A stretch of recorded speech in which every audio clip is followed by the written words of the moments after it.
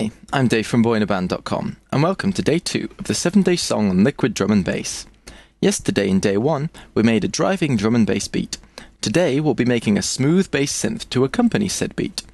I'm going to have to adopt my smooth jazz announcer voice because this bass is so damn smooth. So, create a combinator, name it Smooth Bass. Then create a Thor instance inside.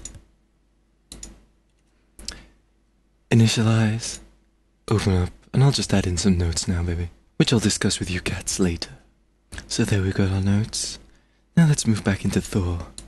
And let's give it 3 oscillators, 2 analog, and 1 multi-oscillator. Run them through with the 2 and 3 buttons. Set the analogs both to sine wave, taking one down an octave, so it's nice and deep.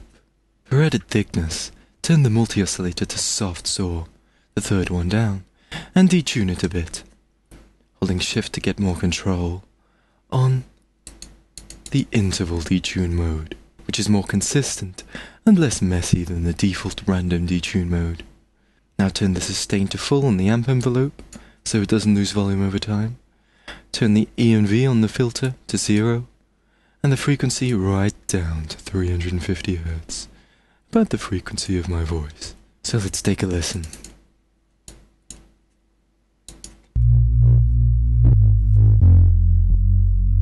Yeah, damn, that's smooth.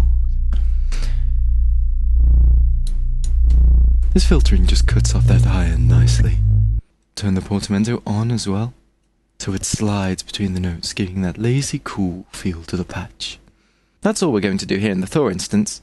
Next, we're going to right-click and create a maximizer to make sure it's a nice and loud bass, but also to add a tiny bit of huskiness to that smooth bass.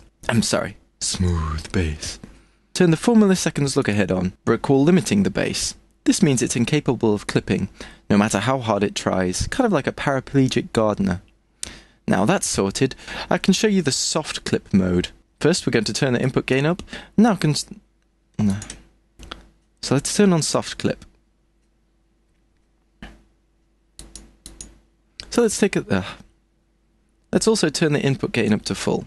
And now that's sorted, I'm going to show you the soft clip mode. So take a listen at first, just to it on its own. And now, listen to the difference in tone as I turn the soft clip on and turn it right up to full. So without soft clip, and with. It's still as smooth as ever, but it has that extra little bit of frequency content in there, making it more powerful. Soft clipping is simply smoothing over the parts of the signal that would otherwise clip and make horrible distorty noises. In technical terms, instead of you get and that's the bass tone. Nice and simple. We don't want to overcomplicate things here, baby. Just keep it deep and smooth. Now for those notes. There are 2 bass melodies in this song. I hope you're not expecting too much complicated stuff in the low end of the track, since this one here is just 2 notes, for example. We've got the 4th in the key, the E flat here, just going for 4 bars, and then right back down to the root note, which for this song is B flat, right here. This sounds unsurprisingly uninteresting on its own, but when combined with all the melodic elements on top later on, it'll act as a gorgeous undertone pedal, meaning everything will sound more pretty and emotional. The second riff, or first one, I've just put them in the wrong order, has a little more to it, just working its way down the notes in the scale from the high B flat here, which will cause the smaller speakers to rumble, down through G sharp, F, F sharp, down to that 4th E flat, then down to the low B flat, which will cause the bigger speakers to rumble. It's all on the beat though, nothing too complicated with offbeat timings, since that might distract the listener. The job of the bass line in Liquid is usually to fill out the track. And there you have it. A bass smoother than Barry White in a rock polisher, except with less blood.